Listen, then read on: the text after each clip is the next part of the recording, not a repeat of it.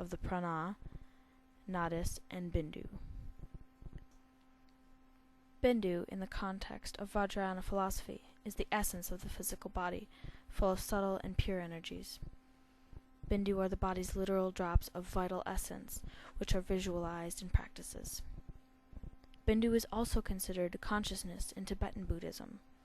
The utmost subtle body then constitutes the purest form of the prana, nadi, and bindu, which provide the basis of Buddha nature. Therefore, in Vajrayana Buddhism, the physical body can actually be brought up to experience the sacred, awakened world. Tantric practices involve the utilization of the three elements of the subtle body, prana, nadi, and bindu, to accelerate spiritual realizations. Tantric Buddhism considers bindu to be the three types of subtle drops within the body: semen, blood, and wind. The literal sizes of the drops vary from the size of a mustard seed to the subtlest drops that cannot be perceived by our naked human eyes. Semen is represented by a white drop found at the crown chakra, while blood is represented by a red drop that is found in the navel chakra. Accordingly, the heart chakra, which is the center for love, well-being, and virtuous emotions, is composed of equal amounts of white and red drops.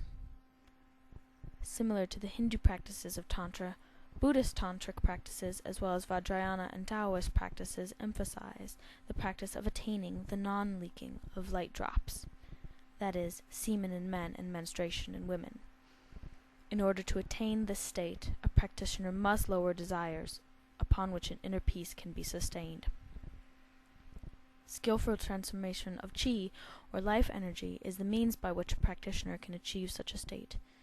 It is important to prevent leaks in Taoism and Tantric Buddhism because these are leaks of vital essence, and it is known that when the entirety of one's vital essence is exhausted, one dies. Similarly, in Vajrayana, the occurrence of leaks during consort practice can cause a practitioner to descend into Vajra hell.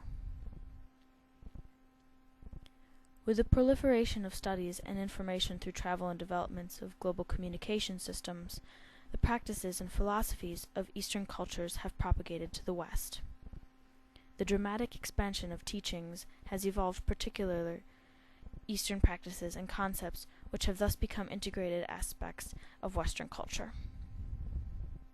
As the restrictions imposed upon the Hindu bindi have become more relaxed, Western interpretations have come to recognize the decoration as a mark of beauty, and bindis are now considered more of a fashion in both Eastern and Western cultures. Influential music artists such as Madonna and Gwen Stefani have worn the dots. The popularity of bindis has also influenced their application as body jewels to other parts of the body, including belly buttons, finger and toenails, and the eyes and eyebrows. It is also interesting to note that the significance of the locale of the third eye, in conjunction with the location of the pineal gland, has been researched from a scientific perspective. The pineal gland is actually referenced in medical science literature as the atrophied third eye, because the presence of the pheniocytes, sites of the pineal gland that actually resemble the photoreceptors of the eye. Thus the significance of the supposed link is justified. The third eye also has a place in popular Western culture. Multiple references to the third eye have appeared throughout the years, including the names of rock bands such as Third Eye Blind, as well as lyrics and logos of other popular artists and media. The third eye and related philosophies have also been discussed as the topics of many fiction and non-fiction books. The multitudes of intricate significances and definitions of Bindu in Eastern cultures create the dynamic picture of Bindu represented herein. Whatever an individual's personal interpretation of the human form and experience, it is important to ultimately remember that Eastern concepts of the interconnected metaphysical body are qualitatively unique compared to Western themes of independence and detachment.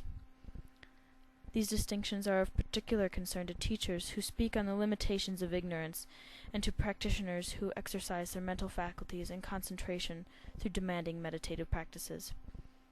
Bindu concepts reinforce this interconnectedness of mind and body, and instill strength, vitality, and conscious focus within a practitioner.